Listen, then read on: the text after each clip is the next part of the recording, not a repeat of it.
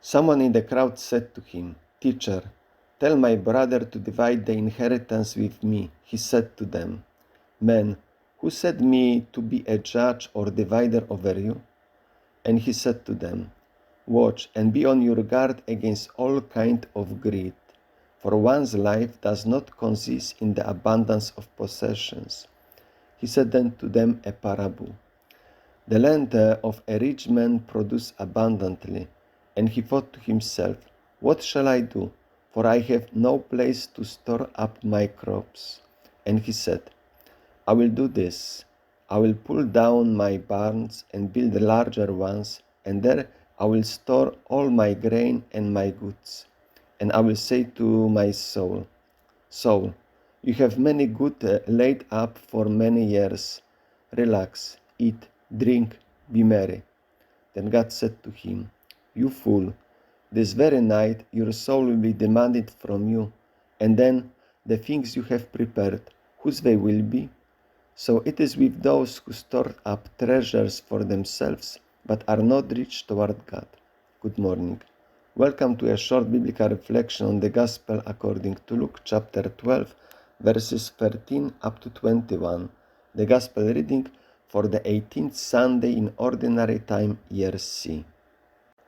As you can see on the screen, below the text, I put also the literal context in a summary way, because this story and this parable about the greed and the rich fool is like somewhere in the center. It is preceded by the statements of Jesus. I just am quoting two verses, pertinent verses, verse 4 and 5.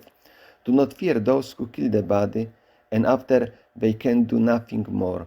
Fear him who after the killing has authority to cast into hell." And then it's followed by the following statements. Verse 22, "Do not worry about your life, what you will eat, or about your body, what you will wear." And verse 31, "Instead, seek the kingdom of God, and these things will be given to you." So this parable and the story about the greed and the rich fool illustrate the teachings of Jesus which are surrounding this our gospel of today. Because Jesus insists on the necessity of seeking firstly the kingdom of God and not on the material things. And also there is a play on words, the same word psyche here in our text now in this parable I translated consistently in all instances soul, but also it could be translated life because it has such a meaning. For example, when it's said in verse 20, "You fool, this very night your soul will be demanding from you," or we could say, "This very night your life will be demanded from you." However, in the preceding verses is more literally, because he said to himself, and then soul, have many good things laid up for many years, because it would be difficult to say life, you have many good things laid up for many, because the Greek word has a wider meaning, broader meaning than we use in our languages. But the insistence is on not focusing on the material things and not focusing on this earthly life,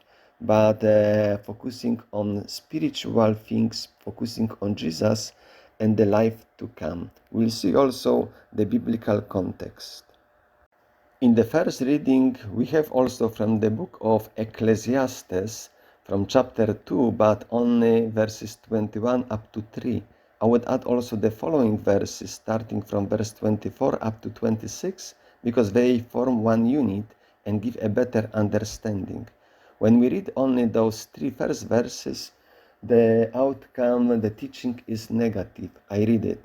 Because sometimes one who has toiled with wisdom and knowledge and skills must leave all to be enjoyed by another who did not toil for it. This also is vanity and a great evil. What do mortals get from all the toil and strain with which they toil under the sun? For all the days are full of pain, their work is a vexation. Even at night their minds do not rest. This also is vanity. This would be just very pessimistic. But when we add the following verses, especially verse 24, we get a different picture. There is nothing better for mortals than to eat and drink and find enjoyment in their toil. This also I saw is from the hand of God. For apart from him who can eat or who can have enjoyment, for to one who pleases God gives wisdom and knowledge and joy. But to the sinner he gives the work of gathering and keeping, only to give to one who pleases God. This also is vanity and a chasing after wind.